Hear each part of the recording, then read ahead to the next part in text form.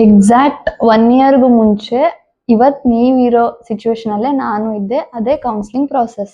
ಆದ್ರೆ ಇವತ್ತು ನಾನು ಇಲ್ಲಿ ಮಾತಾಡ್ತಿರೋದೇನಂತಂದ್ರೆ ಒಬ್ಬ ಅಡಲ್ಟ್ ಅಥವಾ ಕಾಲೇಜ್ ಸ್ಟೂಡೆಂಟ್‌ಗೆ ಬೇಕಾಗಿರುವಂತಹ ಬೇಸಿಕ್ 5 ಸ್ಕಿಲ್ಸ್ ಬಗ್ಗೆ ಮಾತಾಡ್ತೀನಿ. ಓಕೆ, ಮೊದಲನೇದು ಬಂದ್ಬಿಟ್ಟು ಮನಿ ಹ್ಯಾಂಡ್ಲಿಂಗ್. ಎಕ್ಸಾಂಪಲ್ ಜೊತೆ ಹೇಳ್ತೀನಿ ಆಯ್ತಾ. ಇವಾಗ ನಿಮ್ಮ ಪೇರೆಂಟ್ಸ್ ನಿಮ್ಗೆ ಎಷ್ಟೋ ಪಾಕೆಟ್ ಮನಿ ಹಾಕಿರ್ತಾರೆ.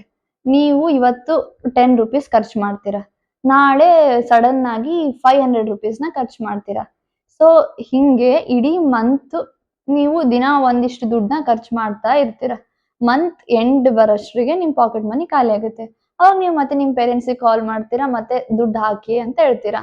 ಅದ್ರ ಬದಲು ನೀವು ಪ್ರತಿದಿನ ಎಷ್ಟು ದುಡ್ಡು ಖರ್ಚು ಮಾಡ್ತೀರೋ ಅದನ್ನ ಎಲ್ಲಾದ್ರೂ ಒಂದ್ ಕಡೆ ನೋಟ್ ಮಾಡ್ಕೊಂತ ಇಡಿ ಆಯ್ತಾ. ಮಂತ್ ಎಂಡಿಗೆ ಅಷ್ಟನ್ನು ಕ್ಯಾಲ್ಕುಲೇಟ್ ಮಾಡಿ. ಅವಾಗ ನಿಮ್ಗೆ ಗೊತ್ತಾಗುತ್ತೆ 1 ಮಂತಿಗೆ ನಾನು ಎಷ್ಟು ದುಡ್ಡು ಖರ್ಚು ಮಾಡ್ತೀನಿ ಅಂತ. ಆಕ್ಚುಲಿ ಹೇಳ್ಬೇಕಂದ್ರೆ ಕಾಲೇಜಲ್ಲಿ ನಿಮ್ಗೆ ದುಡ್ಡು ಖರ್ಚು ಮಾಡೋ ಅವಶ್ಯಕತೆ ಇರಲ್ಲ. ಇದ್ರೂ ಕೂಡ ನೋಟ್ಸ್ ಅಥವಾ ಪ್ರಾಜೆಕ್ಟ್ಸ್ ಅಸೈನ್ಮೆಂಟ್ಸ್ ಖರ್ಚು ಮಾಡ್ಬೇಕು ಬಿಟ್ರೆ ಬೇರೆ ಯಾವ್ದಕ್ಕೂ ಖರ್ಚು ಮಾಡೋ ಅವಶ್ಯಕತೆ ಇರಲ್ಲ. ಯಾಕಂದ್ರೆ ನಿಮ್ಮ ಅಪ್ಪ ಅಮ್ಮ ಆಲ್ರೆಡಿ ಎಂಟೈರ್ ಇಯರ್ದು ಫೀಸ್ ಪೇ ಮಾಡ್ಬಿಟ್ಟಿರ್ತಾರೆ. ಇಲ್ಲ ನಮ್ ಖರ್ಚು ಮಾಡ್ಲೇಬೇಕು ಅಂತಂದ್ರೆ ಸ್ವಲ್ಪ ದುಡ್ಡನ್ನ ಖರ್ಚು ಮಾಡಿ. ಅದು ಬಿಟ್ಟು ಜಾಸ್ತಿ ಖರ್ಚು ಮಾಡಕ್ ಹೋಗ್ಬೇಡಿ. ಯಾಕಂದ್ರೆ ಇದು ನಿಮ್ ದುಡ್ಡಲ್ಲ, ನಿಮ್ಮ ಅಪ್ಪ ಅಮ್ಮ ಸಂಪಾದಿಸಿರೋ ದುಡ್ಡು. ಸೊ ಪ್ರತಿ 1 ರೂಪಾಯಿ ಖರ್ಚು ಮಾಡ್ಬೇಕಂದ್ರೂ ಕೂಡ ನಿಮ್ ತಲೆಯಲ್ಲಿ ಇರ್ಲಿ, ನಾನು ಇದು ಖರ್ಚು ಮಾಡೋ ಮನಿ ಇದಕ್ಕ ವರ್ತ್ ಐತಾ ಇಲ್ಲ ಅಂತ.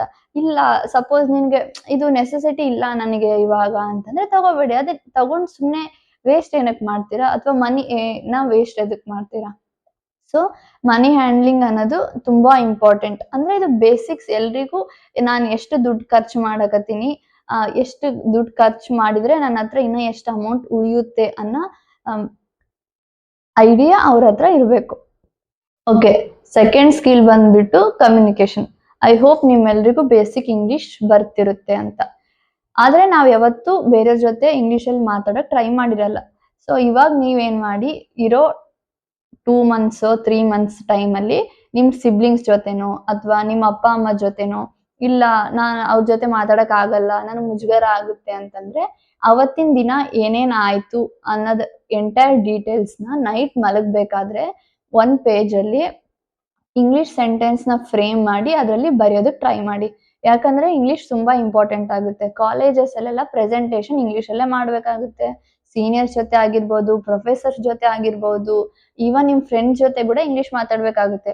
ಅವಾಗ ಏನ್ ಅನ್ಸುತ್ತೆ, ಛೇ ನನಗೆ ಇಂಗ್ಲಿಷ್ ಬರಲ್ಲ, ನಾನು ಅವ್ರ ಜೊತೆ ಮಾತಾಡಿದ್ರೆ ವಿಯರ್ಡ್ ಅನ್ಸ್ಬೋದು, ಏನಾದ್ರೂ ತಪ್ಪು ಮಾತಾಡ್ಬಿಟ್ರೆ ಹೆಂಗೋ ಅಂತ ಅದೆಲ್ಲ ಯೋಚನೆ ಮಾಡೋ ಅವಶ್ಯಕತೆ ಇರಲ್ಲ. ಸೊ ನೀವು ಮಿನಿಮಮ್ ಇಂಗ್ಲಿಷ್ ಪ್ರತಿಯೊಬ್ಬರಿಗೂ ಬರ್ಲೇಬೇಕಾಗುತ್ತೆ. ಸೊ ಎಷ್ಟು ಬೇಗ ಆಗುತ್ತೋ ಅಷ್ಟು ಇಂಗ್ಲಿಷ್ ಮಾತಾಡೋದಕ್ಕೆ ಟ್ರೈ ಮಾಡಿ.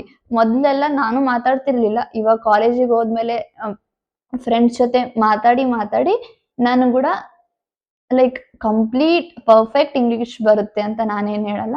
ಮ್ಯಾನೇಜ್ ಮಾಡುವಷ್ಟು ಇಂಗ್ಲಿಷ್ ಅಂತ ನನಗೆ ಬಂದೇ ಬರುತ್ತೆ ಇವಾಗ ಆಯ್ತಾ. ನೆಕ್ಸ್ಟ್ ಬಂದ್ಬಿಟ್ಟು ಹಾಬೀಸ್.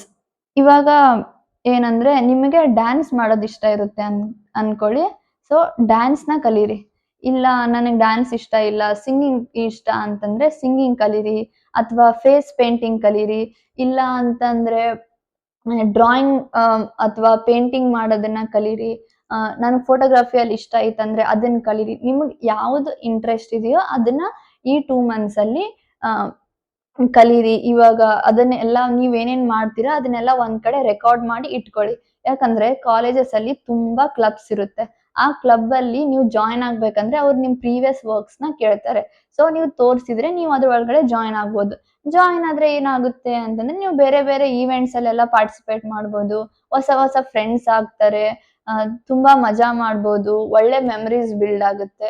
ಇಲ್ಲಪ್ಪ ನನ್ಗೆ ಇದು ಯಾವ್ದು ಇಷ್ಟಾನೇ ಇಲ್ಲ ಅಂತಂದ್ರೆ, ಸಪೋಸ್ ನೀವು ಇಂಜಿನಿಯರಿಂಗ್ ಫೀಲ್ಡ್ ಹೋಗ್ತಿದ್ದೀರಾ ಅಂತಂದ್ರೆ ಸಿ ಮತ್ತೆ ಪೈಥಾನ್ ಅನ್ನ ಕಲೀರಿ. ಅಂದ್ರೆ ಬೇಸಿಕ್ ಎಲ್ಲ ಕಲ್ಕೊಂಡ್ ಹೋಗಿರಿ. ಇವಾಗ ನಿಮ್ಗೆ ಎಲ್ರಿಗೂ ಯೂಟ್ಯೂಬ್ ಅಲ್ಲಿ ಫ್ರೀ ಟ್ಯುಟೋರಿಯಲ್ಸ್ ಇದ್ದೇ ಇರುತ್ತೆ. ಇದು ಅಂತೂ ನೀವು ಪಕ್ಕಾ ಮಾಡ್ಲೇಬೇಕಾಗಿರೋ ಕೆಲಸ. ನಾನು ಆಲ್ರೆಡಿ ಇವಾಗ ರಿಗ್ರೆಟ್ ಮಾಡ್ತಿದ್ದೀನಿ, ಅದನ್ನ ನೀವು ಮಾಡಬಾರ್ದು ಅಂತ ನಿಮಗೆ ಹೇಳ್ತಿದ್ದೀನಿ. ಪ್ಲೀಸ್ ಇದು ರಿಕ್ವೆಸ್ಟ್ ಅಂತಾದ್ರೂ ಅನ್ಕೊಳ್ಳಿ. ಬೇಸಿಕ್ ಸಿ ಮತ್ತೆ ಪೈಥಾನ್ ಅನ್ನ ಕಲೀರಿ. ಯಾಕಂದ್ರೆ ಪ್ರತಿ ಒಂದು ಇಂಜಿನಿಯರಿಂಗ್ ಕಾಲೇಜಸ್ ಅಲ್ಲೂ ಫಸ್ಟ್ ಇಯರ್ ಅಲ್ಲಿ ಇವೆರಡು ಲ್ಯಾಂಗ್ವೇಜಸ್ ತುಂಬಾ ಇಂಪಾರ್ಟೆಂಟ್. ಆಯ್ತಾ? ನೆಕ್ಸ್ಟ್ ಬಂದ್ಬಿಟ್ಟು ನೆಟ್ವರ್ಕಿಂಗ್ ಇಸ್ ವೆರಿ ಇಂಪಾರ್ಟೆಂಟ್. ಇದನ್ನ ಸರಿಯಾಗಿ ಕೇಳ್ಕೊಳ್ಳಿ. ಇವಾಗ ನೀವು ಕಾಲೇಜಿಗೆ ಹೋಗಿರ್ತೀರಾ, ಅಲ್ಲಿರೋರು ಎಷ್ಟೋ ಜನ ನಿಮಗೆ ಗೊತ್ತಿರಲ್ಲ, ಅವರಿಗೂ ನೀನ್ ಯಾರಂತ ಗೊತ್ತಿರಲ್ಲ. ಸೊ ಅಲ್ಲಿ ಹೋದ್ಮೇಲೆ ನಿಮ್ ಬಗ್ಗೆ ನೀವು ಪರಿಚಯ ಮಾಡ್ಕೊಳ್ಳಿ, ಅವರು ಅವ್ರ ಬಗ್ಗೆ ಪರಿಚಯ ಮಾಡ್ಕೊಂತಾರೆ. ಹಂಗೆ ಎಷ್ಟು ಜನ ಆಗುತ್ತೋ ಅಷ್ಟು ಜನನ ಫ್ರೆಂಡ್ಸ್ ಮಾಡ್ಕೊಳ್ಳಿ.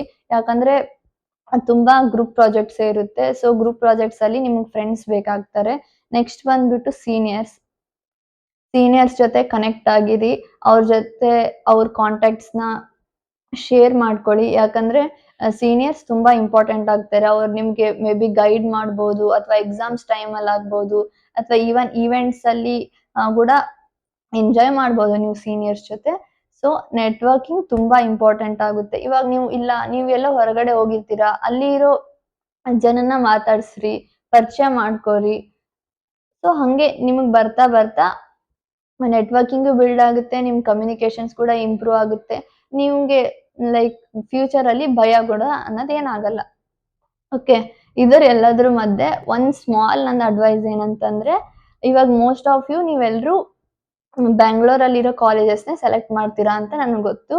ಆದ್ರೆ ಇವಾಗ ನೀವು ಬೆಂಗಳೂರಲ್ಲಿ ಇರೋರೇ ಆದ್ರೆ ಕಾಲೇಜಿಗೆ ಮತ್ತೆ ನಿಮ್ ಮನೆಗೆ ಎಷ್ಟು ದೂರ ಆಗುತ್ತೆ ಅನ್ನೋದನ್ನ ಎಸ್ಟಿಮೇಟ್ ಮಾಡಿ ಇಟ್ಕೊಳ್ಳಿ. ಯಾಕಂದ್ರೆ ಇವಾಗ ಕಾಲೇಜ್ ಸಪೋಸ್ ನಿಮ್ ಮನೆಯಿಂದ ತುಂಬಾ ದೂರ ಆಗುತ್ತೆ ಅಂತಂದ್ರೆ ದಿನ ಟ್ರಾವೆಲ್ ಮಾಡೋದು ನಿಮ್ಗೆ ಡಿಫಿಕಲ್ಟ್ ಆಗುತ್ತೆ, ಟಯರ್ಡ್ ಆಗ್ಬಿಡುತ್ತೆ. ಮನೆಗ್ ಬಂದ್ಮೇಲೆ ಬೇರೆ ಕೆಲಸ ಮಾಡಕ್ಕೆ ಇಂಟ್ರೆಸ್ಟ್ ಇರಲ್ಲ.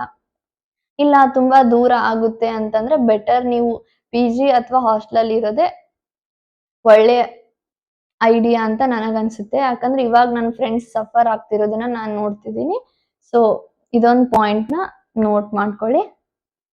Last but not the least, time management ತುಂಬಾ ಇಂಪಾರ್ಟೆಂಟ್. ಅದು ಎಲ್ರಿಗೂ ಗೊತ್ತು. ಟೈಮ್ ಅನ್ನೋದು ಒಂದೇ ತರ ಇರಲ್ಲ. ಸೊ ನೀವು ಬೆಳಗ್ಗೆ ಎದ್ಮೇಲೆ ಆ ಇಡೀ ಡೇನ ಪ್ಲಾನ್ ಮಾಡ್ಕೊಂಡು ಆ ಪ್ಲಾನ್ ಪ್ರಕಾರನ ನಡೆಯೋದನ್ನ ಕಲೀರಿ. ಯಾಕಂದ್ರೆ ಇವಾಗ ನಮ್ ಕೈಯಲ್ಲಿ ಕಾಲೇಜಿಗೆ ಹೋದ್ಮೇಲೆ 24/7 ನಮ್ಮ ಹತ್ರ ಫೋನ್ ಇರುತ್ತೆ, ಯಾವ್ದೇ ರಿಸ್ಟ್ರಿಕ್ಷನ್ ಇರಲ್ಲ, ಬೈಯಕಂತ ಪೇರೆಂಟ್ಸ್ ಇರಲ್ಲ, ನಿಮ್ ಫ್ರೆಂಡ್ಸು ಏನ್ ಹೇಳಲ್ಲ, ಅವ್ರ ಪಾಡಿಗೆ ಅವ್ರು ಇರ್ತಾರೆ, ನಿನ್ ಪಾಡಿಗೆ ನೀನ್ ಇರ್ತೀಯ.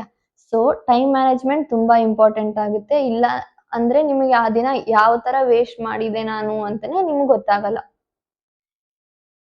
ಇವಿಷ್ಟು 5 ಬೇಸಿಕ್ ಸ್ಕಿಲ್ಸ್ ಆಗಿತ್ತು. ಇವೆಲ್ಲಾನು ಒಂದೇ ದಿನದಲ್ಲಿ ಏನಂತಾರೆ ಫಾಲೋ ಮಾಡೋದಕ್ ಆಗಲ್ಲ.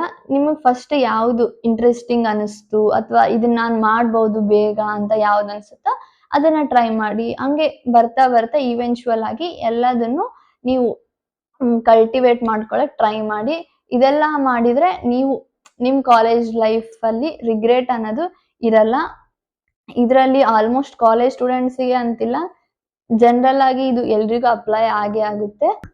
ಸೊ ಐ ಹೋಪ್ ನಿಮ್ಮೆಲ್ರಿಗೂ ಈ ವಿಡಿಯೋ ಹೆಲ್ಪ್ಫುಲ್ ಆಗುತ್ತೆ ಅಂತ ಅನ್ಕೊಂತೀನಿ. ಇದೇ ತರ ಬೇರೆ ಯಾವ್ದಾದ್ರು ವಿಡಿಯೋ ನಿಮಗ್ ಬೇಕಾಗಿದ್ರೆ ಕಮೆಂಟ್ ಬಾಕ್ಸ್ ಅಲ್ಲಿ ಹೇಳಿ, ನಾನು ಆದಷ್ಟು ಬೇಗ ಅಪ್ಲೋಡ್ ಮಾಡಕ್ ಟ್ರೈ ಮಾಡ್ತೀನಿ. Thanks for watching.